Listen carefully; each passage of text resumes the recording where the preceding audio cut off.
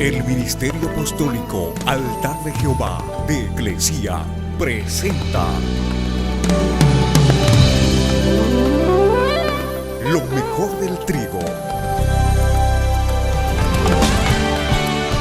Apóstol Lourdes Bravo de Villar.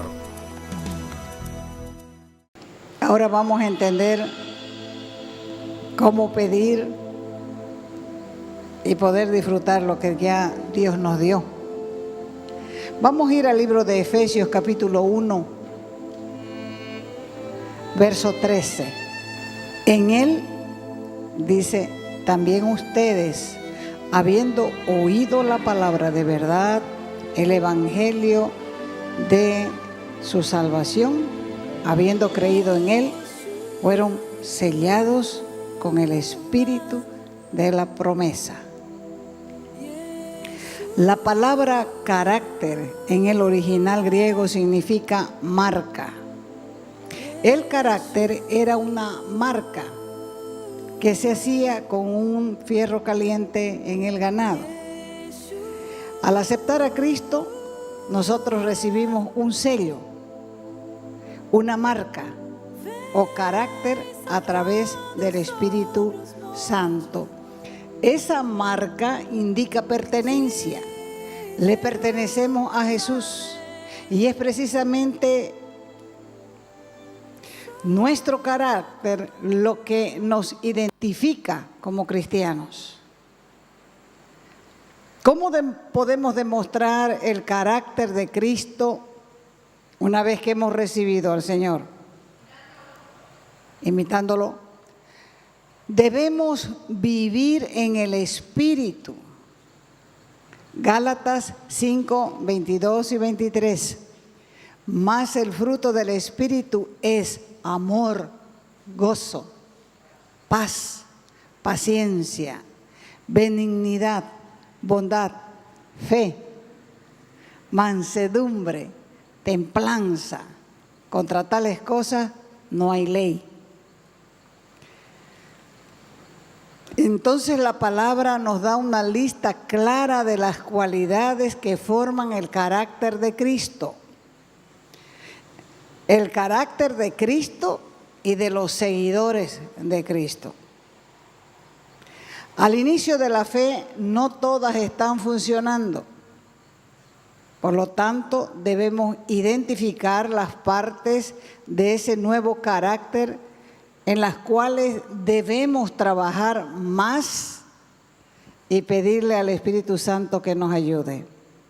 Hay personas que se dedican a estudiar el comportamiento humano y a veces llegan a conclusiones que ni ellos mismos entienden. Por ejemplo, dicen que el carácter de una persona puede ser modificado a voluntad según las circunstancias.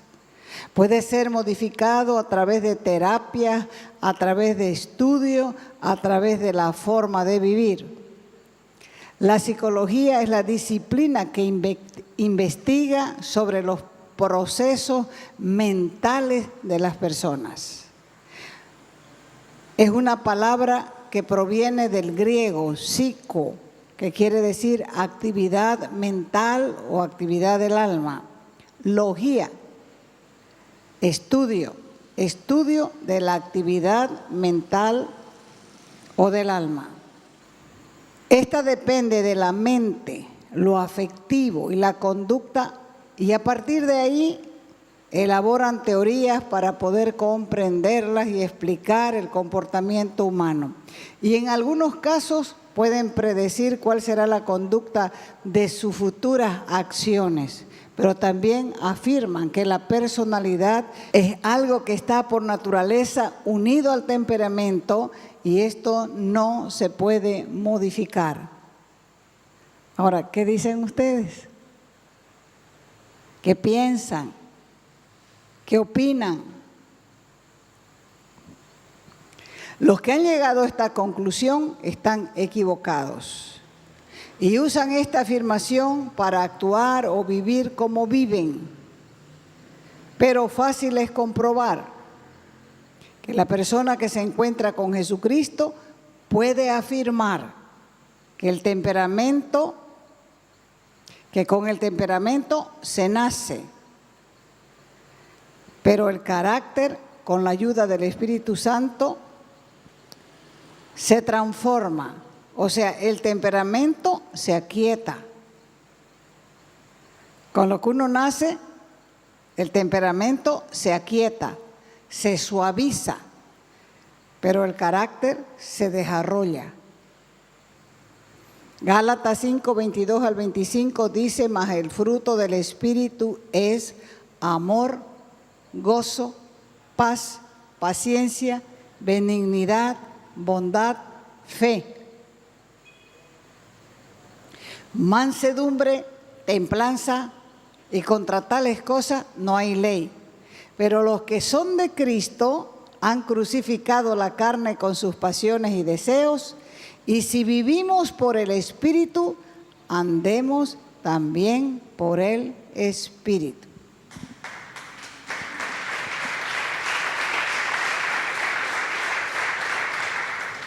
Bien, vamos a ver un ejemplo. Juan, el apóstol Juan.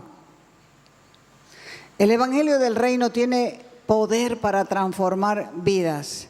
Primera de Corintios 1:18 dice: porque la palabra de la cruz es locura para los que se pierden, pero a los que se salvan, esto es, a nosotros, es poder de Dios.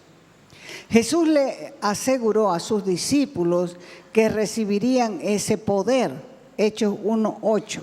Pero, dijo él, recibirán poder.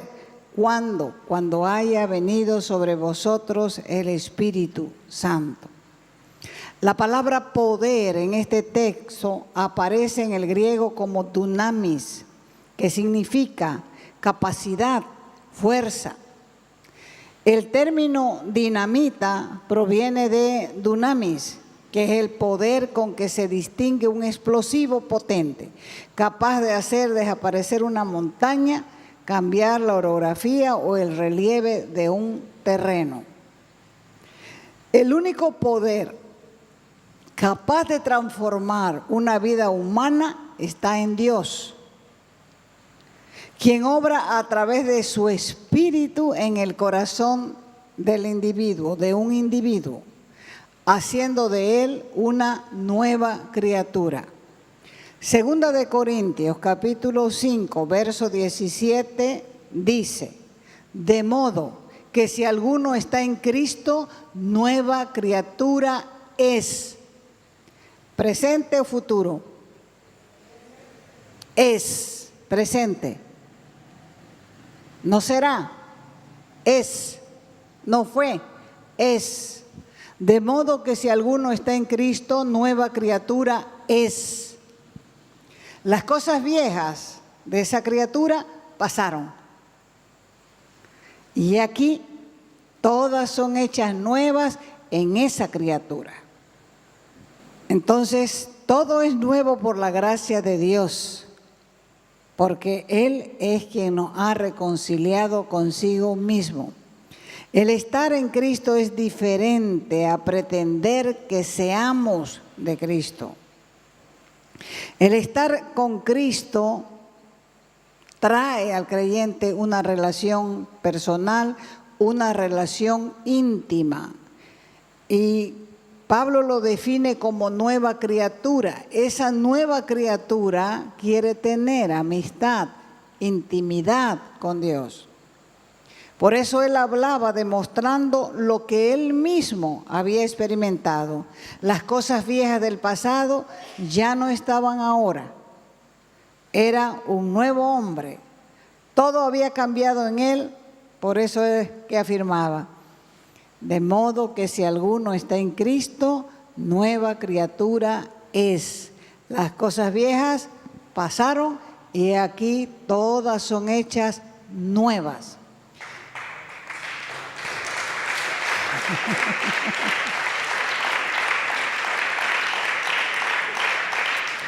Esta fue la experiencia de Pablo, esta fue la experiencia de Juan.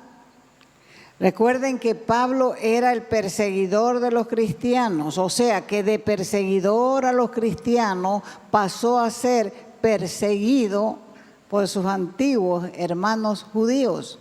precisamente por causa del cambio que se operó en su corazón. Esa misma experiencia la tuvo Juan. Él no fue siempre el discípulo del amor. Y esa es la experiencia de toda persona que nace de nuevo en Cristo. Él limpia completamente el pasado de la vieja criatura y esa criatura nueva comienza a reflejarse en todas las áreas de esa nueva vida. Y de la misma manera que una criatura, un bebé se va formando en el vientre de la madre, el creyente nuevo que ha nacido en esa persona va creciendo y va experimentando nuevas cosas en su interior. Y ese crecimiento incluye progreso en todos los aspectos, tanto espiritual como emocional, inclusive en lo físico, porque el corazón alegre hermosea el rostro.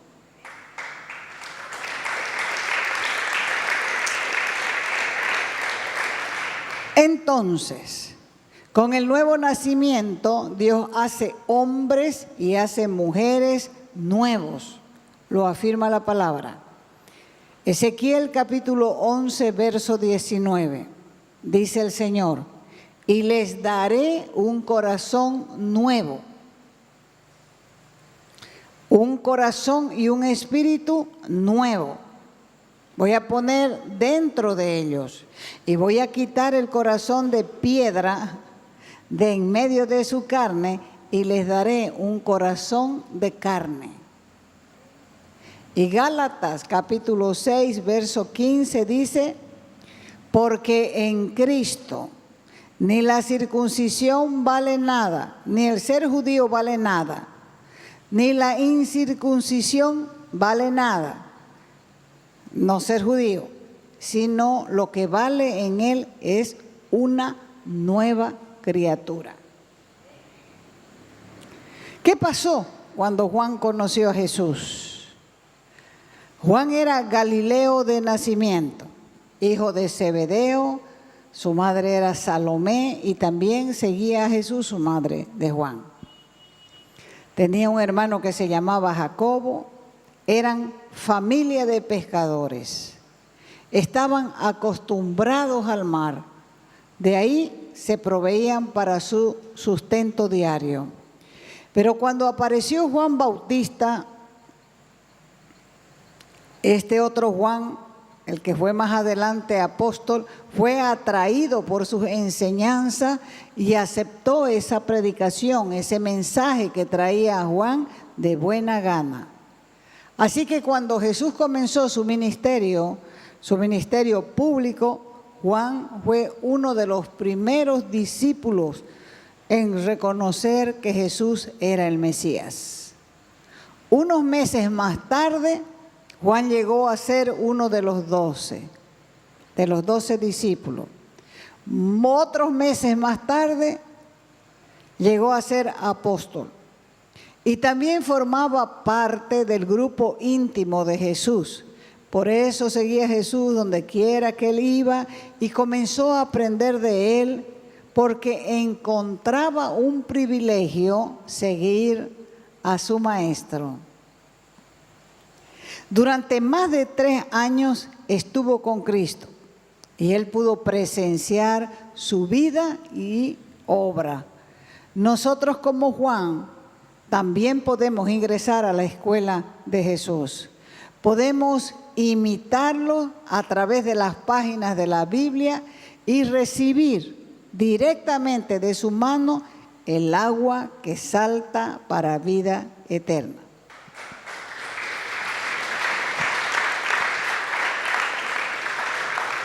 Fíjese que estos no se apartaban para nada de él. Iban de un lado para otro. Estaban atentos para servir, ayudando, participando activamente. Yo me imagino que eran creativos, diligentes. Eran los que le ponían chispa a la vida diaria. Y es posible también que ellos eran más impactados por la vida diaria del Mesías que por sus enseñanzas. Porque muchas de las enseñanzas de Jesús recién las entendieron después de su muerte y de su resurrección. Ahora lo importante es no perder de vista el hecho del cambio que se operó en cada uno de ellos, porque ese cambio fue sorprendente. Ese cambio dejó con la boca abierta a más de uno de sus adversarios. Y ellos mismos decían, sus adversarios, realmente este ha estado con Jesús, porque su manera de hablar lo identifica. Juan es el escritor de 3 cartas para los cristianos y era simplemente un pescador. Un pescador acostumbrado a las faenas del mar, posiblemente con poca escuela, muchos errores ortográficos. Un hombre más preparado para el trabajo manual que para el estudio.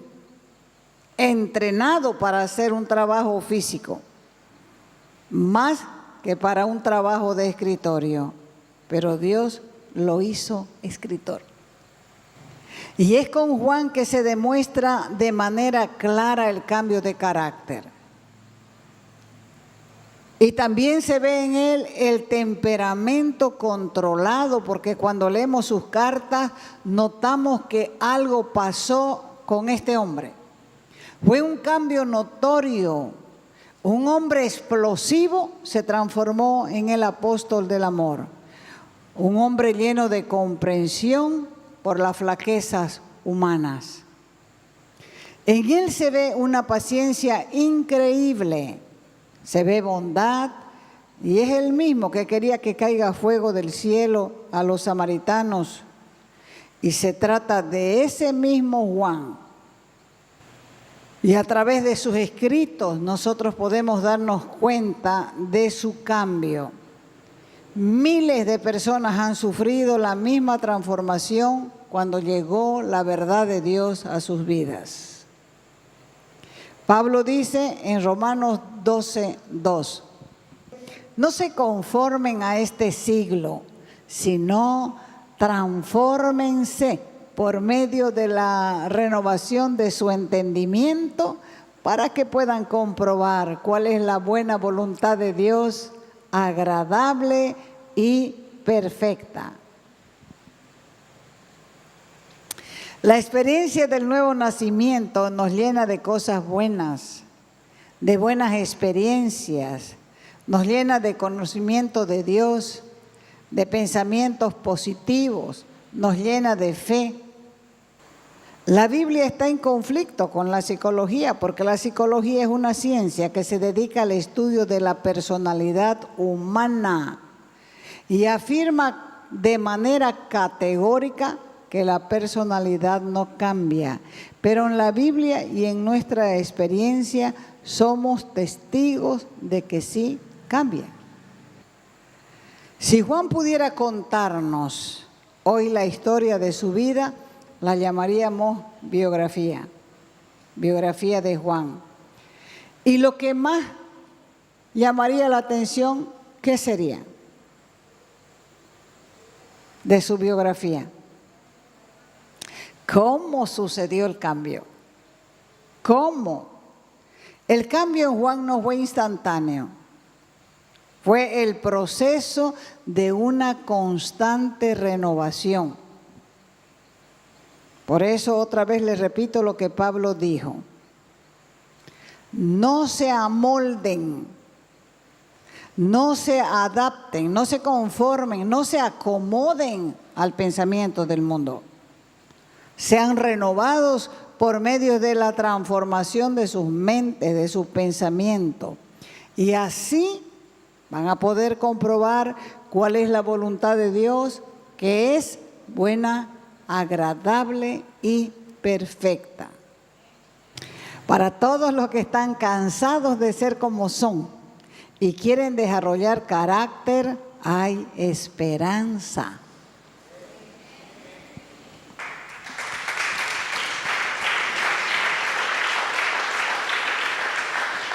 No se desanimen. En Cristo siempre hay esperanza. No se desahucien. En Cristo siempre hay esperanza. No digan yo no sirvo para nada. ¿Cuándo voy a cambiar? No tengo remedio. Así nomás soy yo. No he aprendido nada. En Cristo hay esperanza. Y la esperanza, dice la Escritura, no avergüenza. Hay esperanza porque aquellas malas cosas que te persiguen pueden ser modificadas, pueden ser cambiadas, pueden ser transformadas o pueden ser canceladas. ¿Cuándo sucede esto? Cuando de manera honesta y consciente reconoces tus limitaciones. Lo que muchas veces pasa es que la gente busca ayuda en lugares equivocados, donde no hay esperanza ni para ellos. Por eso dice la Escritura que un ciego no puede guiar a otro ciego, porque los dos van a caer en el hoyo. La fuente de ayuda está en el mismo lugar donde Juan la encontró. No solo Juan, sino otros discípulos. No solo otros discípulos, sino también los 70 que fueron enviados por Jesús. No solamente los 70, sino los 500 que quedaron cuando Jesús ascendió. No solamente los 500, sino los 3,000 que a la predicación de Pedro se convirtieron a la fe. Los 5,000 que se convirtieron después de recibir un milagro de multiplicación. Y los millones de millones que hemos cambiado por la gracia de Dios, porque la fuente generadora de cambio que llamamos nueva vida se encuentra fuera del ser humano. Se encuentra en una persona que se llama Jesús el Cristo. Y para que ese cambio se haga realidad es necesario nacer de nuevo para que arranque el motor en el proceso de la transformación. Cambiar no es cuestión de fuerza de voluntad. Muchos dicen, yo tengo fuerza de voluntad, voy a dejar de fumar. No fuman en la mañana y en la tarde consumieron todo lo que no fumaron en la mañana y le añadieron más. Otros dicen, voy a dejar de hacer tal cosa, voy a dejar de comer, voy a dejar de beber, voy a dejar de pecar, para volver al poco tiempo y decir, lo hice de nuevo, es que soy débil. Es el poder de Dios que puede cambiar tu vida. Es el poder de Dios que puede actuar desde adentro, haciendo temblar las declaraciones de los psicólogos. Juan tuvo el privilegio de cambiar por el poder del Espíritu de Dios. Y eso es lo que la gente quiere ver, cambio. ¿Qué es lo que la gente quiere ver? Cambio. Y eso es lo que quiere ver la gente de todos los tiempos y en todos los lugares. Quieren ver cambio. Quieren ver la práctica de todas aquellas cosas hermosas y edificantes que se encuentran en la Escritura. Porque la gente está cansada de noticias sensacionalistas. Toda la prensa destaca en forma permanente los escándalos y las fallas de todo el mundo, incluyendo la de los predicadores. No existe una página en el periódico, media página, cuarta página, para hablar de aquellos creyentes que viven agradecidos al Señor por su amor, por sus beneficios operados en ellos. No le importa a nadie la cantidad de personas que viven procurando una vida honesta y decente. Para este tipo de personas no hay espacio en los medios de comunicación. Porque una vida que trata de ser sincera no despierta curiosidad en la tierra, sino en el infierno y en el cielo. Juan es un ejemplo, un hombre rudo, un hombre violento, pero que fue tratado con amor y con paciencia. Y por ese amor y esa paciencia pudo expresar palabras tan tiernas como la que escribió Juan en Primera de Juan capítulo 2, donde dice: hijitos míos, les escribo estas cosas para que no pequen. Y si alguno peca, abogado, defensor, uno que intercede por ustedes, tenemos ante el Padre. Se trata de Jesucristo el justo. Él, Jesús, es el sacrificio por el perdón de todos nuestros pecados.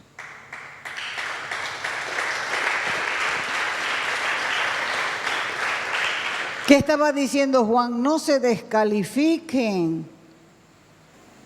Tenemos un abogado defensor, se llama Jesucristo. La persona que ha sido tratada con amor puede tratar con amor a otros. La persona que ha recibido compasión puede compadecerse de otros. La persona que ha recibido misericordia será misericordiosa para dar a otros el trato personal que ha recibido. Y si en la casa, si en la familia, si en el matrimonio no han sido tratados así, el Señor sí nos ha tratado así, con paciencia, con amor, con misericordia. Y sigue todavía tratando así con nosotros. Este Juan era conocido como el hijo del trueno y fue transformado en el apóstol del amor para beneficio y provecho de otros, incluyéndonos nosotros.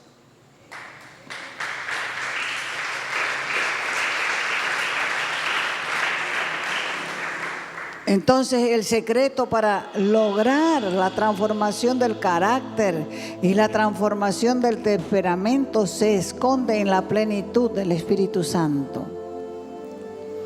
Muchos tienen una gran desilusión porque piensan erróneamente que el ser lleno del Espíritu es una experiencia que se produce una sola vez. Se han olvidado que hay un mandamiento que dice, y es el de ser llenos del Espíritu Santo continuamente. Porque el verdadero cambio se produce por el andar en el Espíritu. ¿Cuántos quieren? Depende de cada uno. Depende de quien quiere.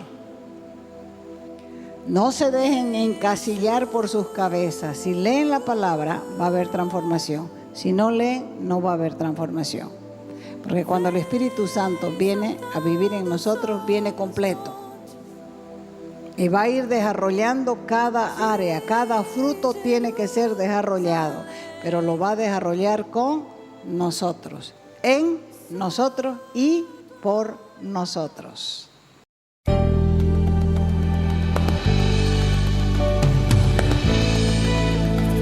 Te invitamos a nuestras conferencias los días viernes, sábados y domingos a las 20 horas y el domingo a las 10 de la mañana. Calle Nicolás Suárez, esquina Félix Pinto.